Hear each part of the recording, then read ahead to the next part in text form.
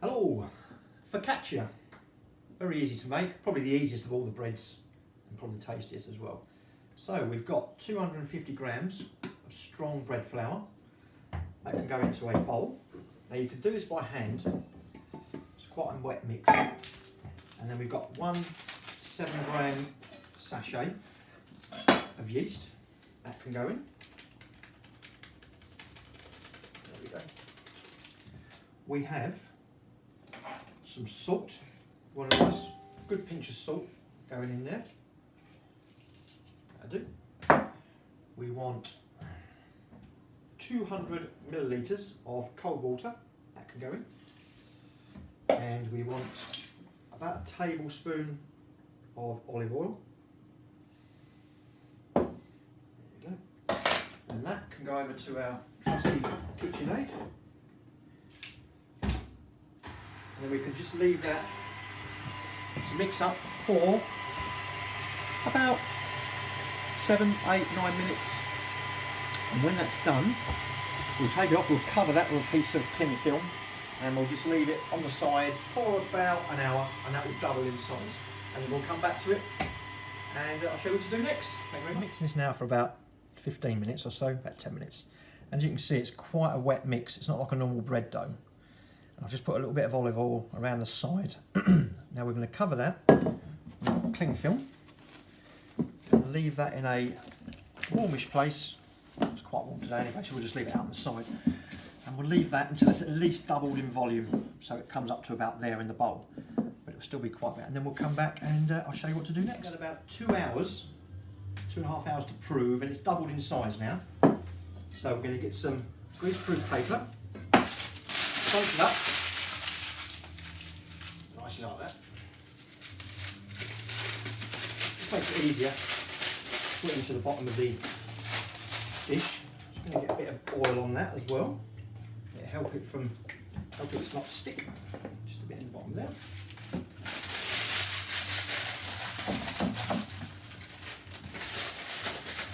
That's nicely oiled up.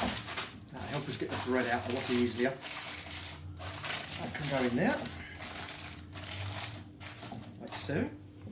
Now what we need to do is remove this dough from here. It's incredibly wet, so we don't want to knock too much air out of it. So that can go into our dish.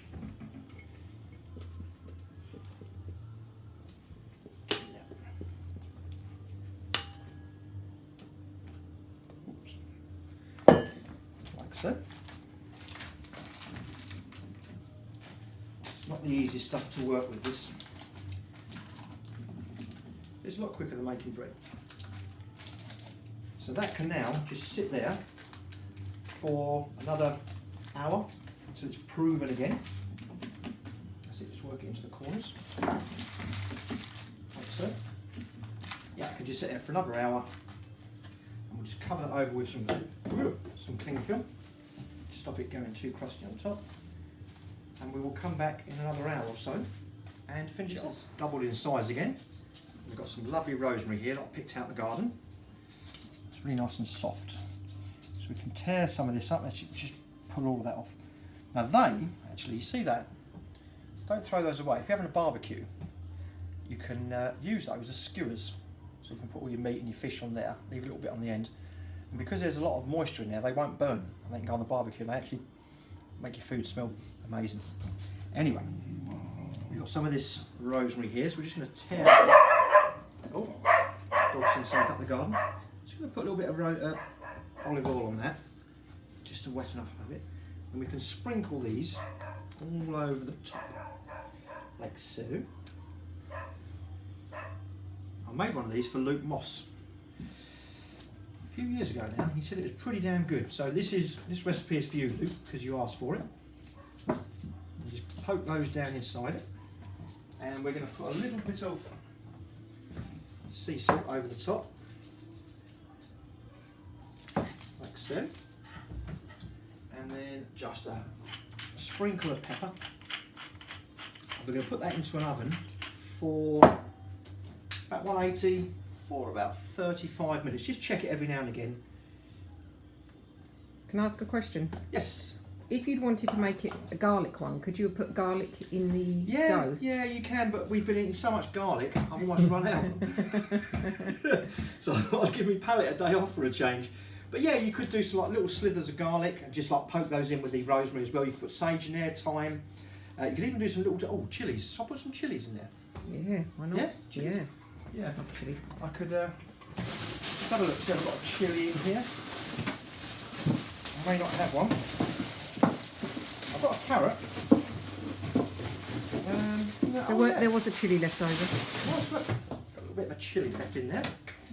So we can go with a little bit of chilli, because I'm having arrabbiata anyway, so we can... So we've just got a nice little bit of chilli there. Just get that nice little chunk up. We can sprinkle some of that over the top. Don't want too much. Although these are very mild, these chillies, so it should be okay. Remember to wash your hands afterwards. Oh yeah, don't go touching your old tabernacle or your eyes. There we go, one focaccia. That's going to go into the oven. Like I say, 180 for about 35 minutes, but we'll just keep a check on it. We haven't got to be too precious about like the Yorkshire puddings or bread. It won't collapse, but you want to get a nice crust on top as well. So we'll give that 35 minutes or so and we'll come and check it later. Focaccia is out of the oven and it's just been cooling for about 10 minutes. So we'll just take a little slice off the end just to see what it looks like. Ooh. Oh yeah, nice holes in it. And we'll just cut a little bit of that and we'll drizzle just a little bit of olive oil over it. Oh, come on, there you come. We'll just try a little bit of that.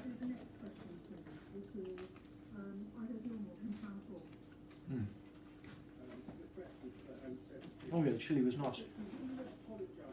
There you have it, focaccia.